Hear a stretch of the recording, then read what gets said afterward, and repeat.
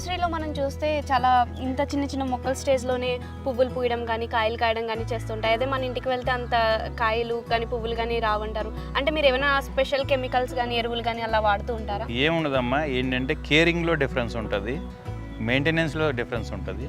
ఇంటి దగ్గర ఏం చేస్తారంటే సపోజ్ ఒక తులసి మొక్క ఉంటుంది, రోజు పొద్దున్నే పూజ చేస్తారు, పూజ చేసేటప్పుడు నీళ్లు పోస్తారు, పూజ అయిపోయిన తర్వాత ఆ నీళ్లు కూడా పోసేస్తారు. జస్ట్ ఇది ఎగ్జాంపుల్ కోసమే చెప్తున్నా. అదేమవుతుందంటే దానికి కావాల్సిన నీరు ఎంత కావాలో అంతకన్నా ఎక్కువ తీసుకుని ఉంటుంది.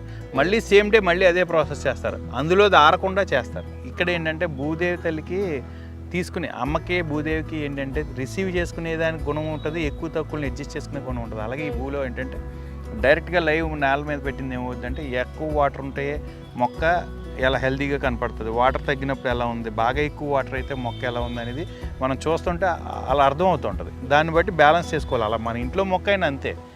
అది ఇంకోటి ఏంటంటే ఎండ తగులుతుంది అని పెట్టాల్సిన మొక్కని ఫుల్గా ఎండ తగిలే చోట పెట్టకపోవడం వల్ల కూడా త్వరగా చనిపోతాయి. అది ఏదో 1 hour 2 hours మొక్కలకి ఎండ వస్తుంది కానీ ఫుల్ టైము ఎండ వస్తుందని చెప్పి పెట్టుకుంటారు. అలాంటివి తప్ప ఇంకా వేరేగా ఏం లేదు. ఇంకోటి మొక్క మా దగ్గర కాసి మీ దగ్గర కాయకుండా, లేకపోతే మా దగ్గర కాయ పండు వచ్చి మీ దగ్గర రాకుండా ఉండడానికి ఏ టెక్నాలజీ లేదు.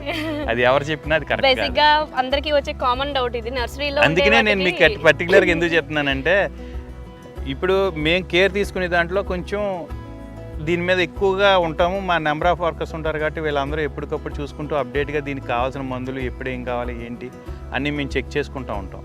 ఇంటి దగ్గర వాటికి ఏంటంటే అది కేరింగ్ తేడా రావడం వల్ల ఇంకోటి పోతాయి తప్ప అవగాహన ఉంటే సరిపోద్ది. ఈరోజు చాలా యూట్యూబ్స్ ఇవన్నీ ఉన్నాయి కాబట్టి వాటిల్లో కూడా చాలామంది ఎక్స్పర్ట్స్ చెప్తున్నారు. వాటిని చూసుకుని కొంత మనం కూడా అవగాహన తీసుకుంటే నాలెడ్జ్ వస్తుంది.